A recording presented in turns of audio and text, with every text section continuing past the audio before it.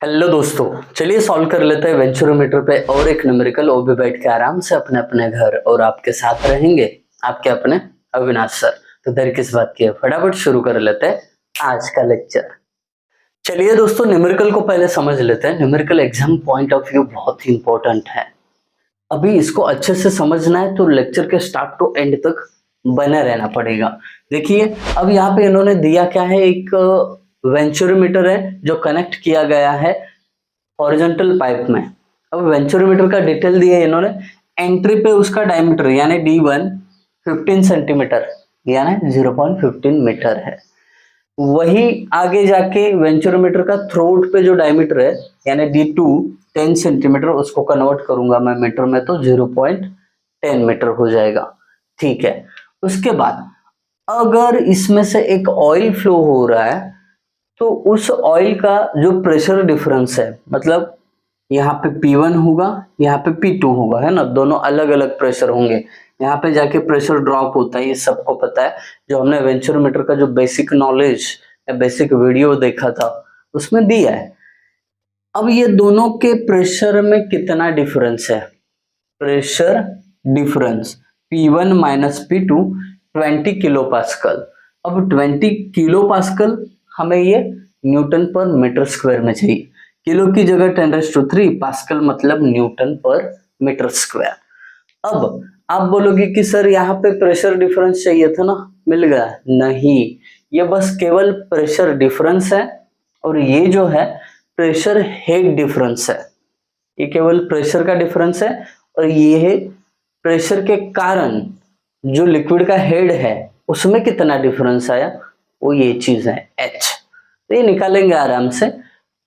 उसके बाद उन्होंने जो ऑयल फ्लो हो रहा है उसकी स्पेसिफिक ग्रेविटी दी है 0.9, फिर उसके बाद coefficient of discharge 0.98। That's it. Given data सब कुछ हो गया, अपना गोडाउन भर गया। न्यूमेरिकल सॉल्व करने से पहले गिवन लिखना बहुत जरूरी होता है, चाहे कितनी भी अर्जेंसी क्यों ना हो, गिवन लिख ही देना।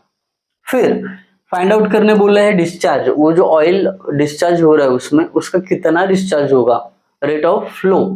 अब वो निकालेंगे, बहुत इजी है। उसके लिए फॉर्मूला आपको पता है कि वो actual is equal to CD into A1 into A2 √2GH upon √ A1 का स्क्वायर माइनस A2 का स्क्वायर। कितना बढ़िया फॉर्मूला है, हो गया। अब क्यू निकालने के लिए जितनी भी क्वांटिटी चाहिए फटाफट निकाल लो। सबसे पहले CD गोडाउन में रखा हुआ है। A1 गोडाउन में नहीं है, देखिए कहीं पे भी नजर नहीं आ रहा, बट D1 का हेल्प लेके A1 निकाल सकते हैं। कैसे, ये देखिए, ऐसे पाई डिवाइडेड बाय 4 इंटू D1 का स्क्वायर। यहाँ पे डायरेक्टली D1 डाल देता हूँ मैं, 0.15 का स्क्वायर। कर लेते हैं इसका कैलकुलेशन।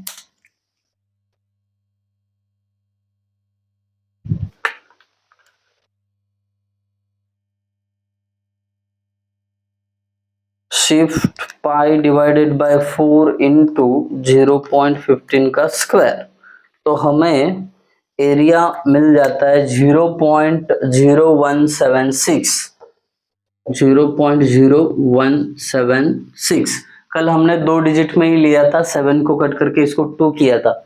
आज हम 4 डिजिट में रख रहे हैं, देखते हैं क्या डिफरेंस आता है। अगर कुछ डिफरेंस आता है तो कमेंट सेक्शन में बता देना, ठीक है। अब A2 चाहिए तो मैं इधर ही निकाल सकता हूँ ना, जगह की कमी है। A2 is equal to π/4 into D2 का स्क्वायर, D2 यानी 0.10, इसका स्क्वायर। बहुत बढ़िया, यहाँ पे बस 0.15 को 10 से रिप्लेस करना है, हो गया। और इसका आता है 7.85 इंटू 10⁻³ 7.85 इंटू 10⁻³ मीटर स्क्वायर। ये देखिए बहुत बढ़िया, A2 भी मिल गया। अब बात करते हैं G की। G मतलब कांस्टेंट होता है 9.81। H निकालने के लिए जो हमने कल भी बोला था कि अगर आपको प्रेशर डिफरेंस दिया है तो ये पहला फॉर्मूला यूज करना है। अगर डिफरेंशियल मैनोमीटर ये दिया है तो अगले 2 कंडीशंस है। अब प्रेशर डिफरेंस के लिए देखिए, ये ओमेगा जो है कॉमन है तो उसको नीचे कॉमन में लिखता हूँ, P1 minus P2 upon omega, ये लिक्विड का है ना। अब देखिए ओमेगा एल दिया है क्या, जो ऑयल है, लिक्विड अपना क्या है, ऑयल है, उसका यूनिट वेट यानी ओमेगा एल नहीं दिया है, बट उसको कैलकुलेट कर सके इसके लिए एस एल दिया है। और आपको एक फॉर्मूला पहले चैप्टर से ही पता होगा, क्या करते हैं हम, ओमेगा को कैसे निकालते हैं, omega L is equal to S L into omega W, इस फॉर्मूले से निकालते हैं। तो अगर आपको नहीं पता है तो ये हेडर में लिख दो, पहले चैप्टर में भी हमने सीखा है। अब देखिए ओमेगा एल को रिप्लेस करता हूं मैं S L into omega W से। P1 माइनस P2 कितना है, 20 into 10⁻³ divided by S L 0.9। अब यहाँ पे ओमेगा डब्ल्यू कितना है, ओमेगा डब्ल्यू की वैल्यू क्या आपको पता है, पता है ओमेगा डब्ल्यू का वैल्यू होता है, यहाँ पे लिख देता हूँ, omega W is equal to 9.81 kilo newton पर मीटर स्क्वायर, नहीं तो 9810 न्यूटन पर मीटर स्क्वायर। अब दोनों में से कौन सा वैल्यू पुट करें, अब देखिए प्रेशर डिफरेंस आपका न्यूटन पर मीटर स्क्वायर में है, तो आपको क्या पुट करना चाहिए, न्यूटन पर मीटर स्क्वायर वाला ही वैल्यू पुट करना है।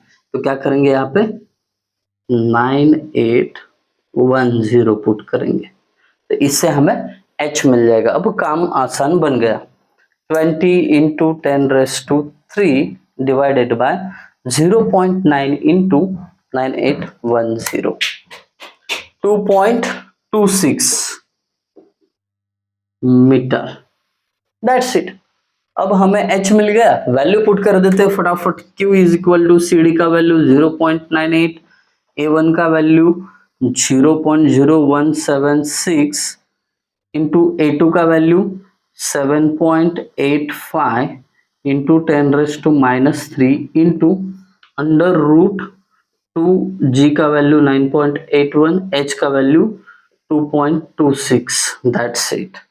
डिवाइड में क्या है, अंडर रूट ये A1 0.0176 इसका स्क्वायर माइनस A2 7.86 इंटू 10⁻³ इसका square.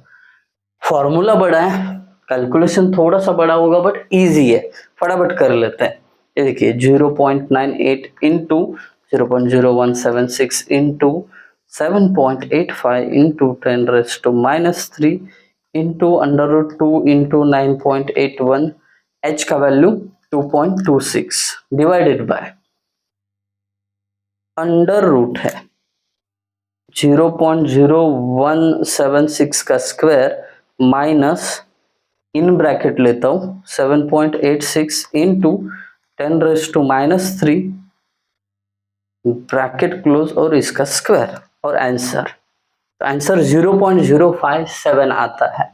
Therefore Q is equal to 0.057 metre cube पर सेकेंड। इसको करिए box, that is your answer. I hope सभी को ये न्यूमेरिकल समझ में आया होगा। अगर समझ में आया है तो लाइक तो बनता ही है, कमेंट सेक्शन के थ्रू भी मुझे बता देना आपको वीडियो कैसा लगा। Thank you guys for watching video, thank you so much.